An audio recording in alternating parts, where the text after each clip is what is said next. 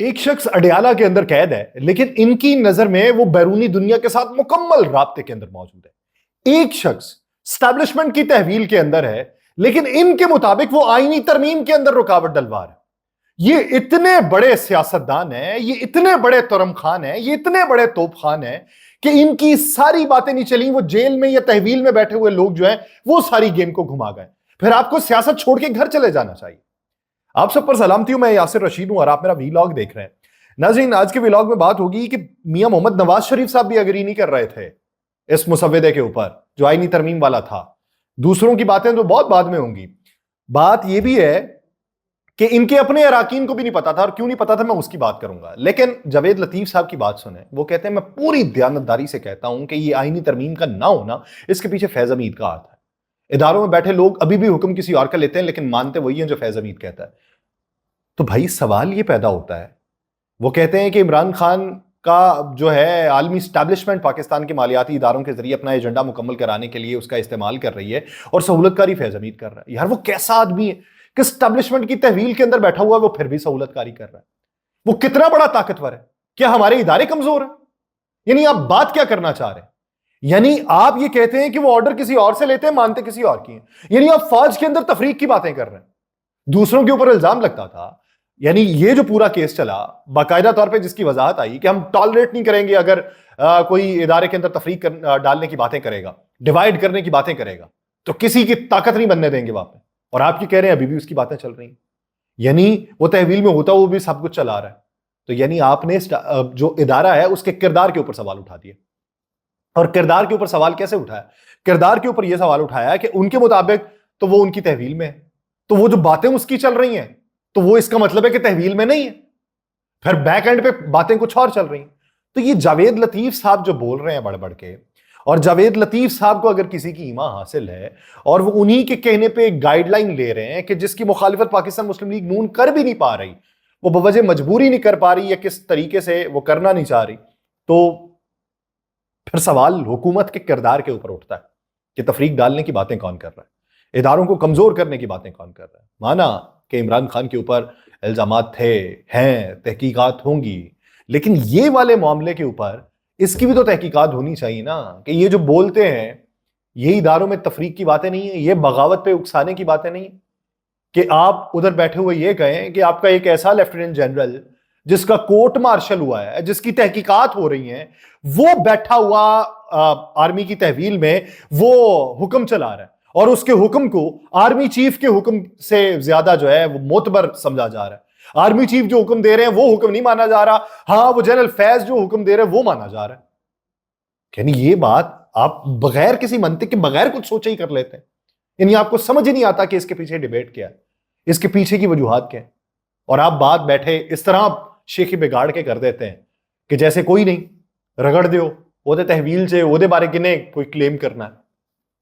اگر یہی طریقہ سیاست ہے آپ کا تو یہ کارگر نہیں ہے، یہ الٹا پڑنے والا ہے۔ دوسری بات یہ کہ مولانا کے بارے میں بہت ساری باتیں ہوتی رہی ہیں کہ مولانا مانے، مولانا نہیں مانے، مولانا کیوں نہیں مانے، یہ باتیں تو ہو گئیں۔ لیکن میں نے یہ بات کہی کہ پاکستان تحریک انصاف کہیں نہ کہیں پہ وہ جو تھی رضامند ہو گئی تھی۔ خواجہ آصف صاحب نے ایک بات کی، انہوں نے کہا جی پاکستان تحریک انصاف نے رابطہ کیا تھا کہ ترمیم پہ سپورٹ کریں گے، دسمبر میں کرا لیں، اگلا مہینہ اکتوبر آنا ہے، خزاں شروع ہو گئی ہے، پتے جھڑیں گے، پھر نومبر دسمبر آئے گا، جہاں پی ٹی آئی کے مطابق سیٹل ڈاؤن ہو جائیں گے ان کے حالات۔ اور کس نے رابطہ کیا یہ میں نام نہیں لوں گا۔ بیرسٹر گوہر نے جواباً یہ کہا ہے کہ خواجہ آصف صاحب اس کمیٹی کا حصہ نہیں رہے جس کمیٹی میں بیٹھ کے باتیں ہوئیں، تو خواجہ آصف صاحب سے کسی نے رابطہ نہیں کیا، اور جب ہم نے مسودہ پڑھا ہی نہیں تو ہم نے اتفاق کیسے کر لیا؟ ہم نے تو کہا تھا کہ مسودہ پہلے دکھائیں۔ خواجہ آصف صاحب کی بات بھی ٹھیک ہے، بیرسٹر گوہر کی بات بھی ٹھیک ہے۔ پاکستان تحریک انصاف نے کسی نہ کسی جگہ پہ سافٹ امیج اپنا ضرور ظاہر کیا، اور لہجے کچھ نرم کیے، اور رضامندی کا اظہار کیا۔ نیم رضامندی تھی، وہ نیم رضامندی کا اظہار ہوا، مکمل رضامندی نہیں تھی۔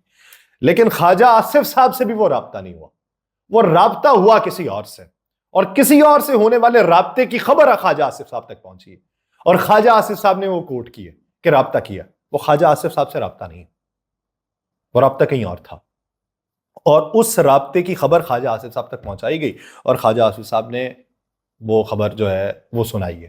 لیکن اس کے پیچھے کہا یہ جاتا ہے کہ بیٹھے ہوئے تھے میاں نواز شریف صاحب اور پریشان بھی تھے یہ چل کیا رہا ہے، اور گاہے بگاہے خبریں بھی لے رہے تھے کہ کون مانا کون نہیں مانا، کیا نمبرز نہیں پورے، کیا ہوا ہے، ترمیم کیا ہوگی. کہا یہ جاتا ہے کہ میاں نواز شریف صاحب کو بھی جب ترمیم کا پتہ چلا نا تو میاں نواز شریف صاحب نے بھی گاڑی نکالی اور لاہور کی طرف آ گئے، وہ بھی اپنی حکومت سے نالا. علی امین گنڈاپور صاحب نے یہ کہا ہے کہ عدلیہ کے ساتھ ہم کھڑے ہیں، آئینی ترمیم جو ہے جمہوریت پہ حملہ ہے، ہم یہ حملہ کبھی کامیاب نہیں ہونے دیں گے.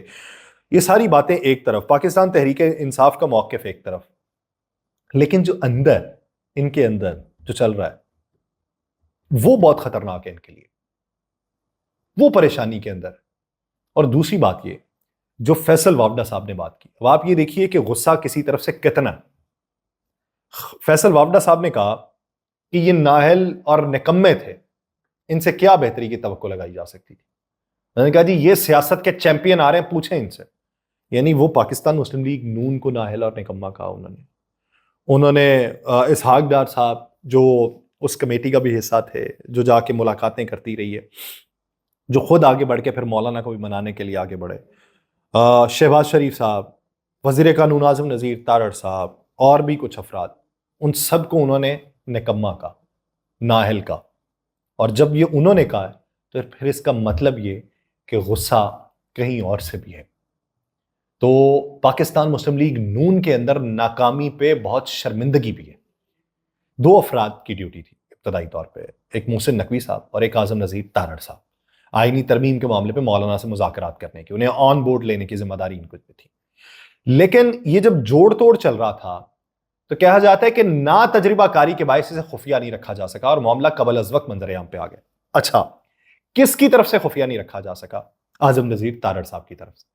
جو کام خاموشی سے کرنے کا تھا اسے قبل از وقت ہی ٹی وی پہ کھول کے پیش کر دیا گیا، جس کے باعث حکومت کے لیے پورے معاملے کو جو ہے سنبھالنا مشکل ہوا، ستیہ ناس ہوا. پاکستان پیپلز پارٹی، دیگر اتحادی شراکت دار، حتیٰ کہ نون لیگ کے کئی رہنما سوچ بچار کرنے میں مجبور ہو گئے. انہیں تاثر دیا گیا کہ مولانا مان گئے بھائی، نمبر گیم پوری. اس وقت انہیں یہ دیکھ کے حیرت ہوئی کہ جب مولانا نے یہ کہہ دیا کہ میں نے مسودہ ہی نہیں دیکھا. اس پورے معاملے میں جب یہ چیزیں کھلنا شروع ہوئی تو پھر اسحاق ڈار صاحب آگے بڑھے. وزیر اعظم بھی مولانا کی رہائش گاہ پہ گئے، ایوان صدر نے بھی بڑی پوری کوشش کی، بلاول بھٹو کی بھی باقاعدہ طور پہ وزیر اعظم سے ملاقات ہوئی اور بلاول بھٹو کو بھی کہا کہ آپ کردار ادا کریں. لیکن کہا جاتا ہے اس وقت حالات جو تھے وہ بگڑ گئے تھے، حکومت کے لیے کوئی راہ نہیں نکل رہی تھی، اور ایسے معاملات میں سب کچھ حتمی ہونے کے بعد باتیں سامنے آتی ہیں. لیکن اس معاملے میں مولانا سے کوئی ڈیل ہی نہیں ہوئی. جس طرح کہا جا رہا ہے نا کہ مولانا کو یہ آفر کی گئی، وہ آفر کی گئی، وہ آفر کی گئی، وہ آفر کی گئی، اور کچھ لوگ مولانا کے قصیدے پڑھ رہے ہیں، کچھ کہہ رہے ہیں کہ کسی بھی وقت یہ چلے جائیں گے. بات یہ پتہ چلی ہے کہ مولانا سے حتمی کوئی بات ہی نہیں ہوئی کہ آپ کو اس کے بدلے کیا ملے گا. عددی قوت پوری نہ ہونے کی وجہ سے تاخیر ہوئی، اور پی ٹی آئی سے جو ووٹوں کی مطلوبہ تعداد چاہیے تھی وہ بھی پوری تھی. لیکن مولانا کی وجہ سے معاملہ خراب ہوا، جس سے حکومت بالخصوص نون لیگ کو شدید خفت کا سامنا کرنا پڑ رہا ہے. وہ جو پی ٹی آئی والے بندے جو پورے کر لیے گئے تھے وہ اسی پہ یہ ترمیم کروانی تھی، اور اسی ترمیم میں یہ ہو جانا تھا، سیٹلمنٹ ہو گئی تھی کہ ڈسکوالیفائی بھی آپ ہو جائیں گے تو آپ کو ضمنی میں لے آئیں گے، ٹینشن نہیں لینی اس بات کی، تو آپ ہمارے ساتھ ملیے، رقم بھی طے ہو گئی. لیکن حکومت کے پاس اس وقت بھی ہدف کے حصول کے علاوہ کوئی آپشن نہیں. جو اتنے دن یہ 10 دن لیے گئے ہیں، ان 10 دنوں میں وہ پھر پوری کوشش کے اندر ہے، اور ہفتے کے آخر کے دنوں میں ہوئی گڑبڑ کے باوجود اس معاملے کو مردہ قرار دے کر وہ چھوڑنے کے متعمل بھی نہیں کہ اس کو کہہ دیں کہ نہیں یار ہم نے ٹرائی کی نہیں ہوئی تو ٹھیک ہے معاملہ جو ہے ختم کرتے ہیں. اس وقت بھی کہا یہ جاتا ہے حکومت کی طرف سے کہ پیشکش موجود تھی، لیکن مولانا کی وجہ سے معاملہ تاخیر کا شکار ہوا. اور اب موجودہ صورتحال میں شہباز شریف حکومت کا مستقبل اور سیاسی استحکام جو ہے وہ ان ترامین کے اوپر منحصر ہے.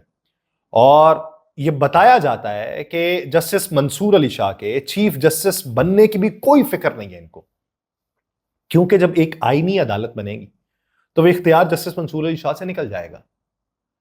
آئینی عدالت کی ڈائریکشن سپریم کورٹ مانے گی، سپریم کورٹ کی ڈائریکشن آئینی عدالت نہیں مانے گی. اب اسے اس سے معتبر بنانے کی باتیں کر رہے ہیں. نون لیگ اور پیپلز پارٹی مولانا کی حمایت کے حصول کے لیے تمام تر کوششیں دوبارہ پھر کرے گی. کہا جاتا ہے کہ گورنر خیبر پختونخوا کے عہدے اور جے یو آئی فے نے وفاقی کابینہ میں کچھ عہدوں کی پیشکش ان کو کی گئی.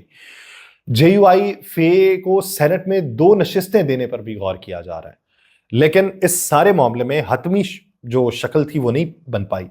اور اب مولانا کے اوپر ایک ایتھیکلی پریشر بھی پڑ چکا ہے. وہ جو اس وقت زور لگایا جانا تھا نا، وہ کہیں نہ کہیں کارگر ثابت ہونا تھا، لیکن اب مولانا کے اوپر ایک ایتھیکلی پریشر پڑا ہوا ہے. اب کی بات ان کے لیے پھر سے مشکل میں پڑی ہوئی ہے اور سر جوڑ کے بیٹھے ہوئے ہیں. یہ چھٹیوں کے دنوں میں بھی سر جوڑ کے ایک دوسرے سے رابطہ کرنے کی کوشش کرتے رہے کہ کیا کریں گے اور کیا نہیں کریں گے. اب دیکھیے کہ ان سے کیا بن پاتا ہے. مجھے دیجیے اجازت. اللہ نے کے بعد.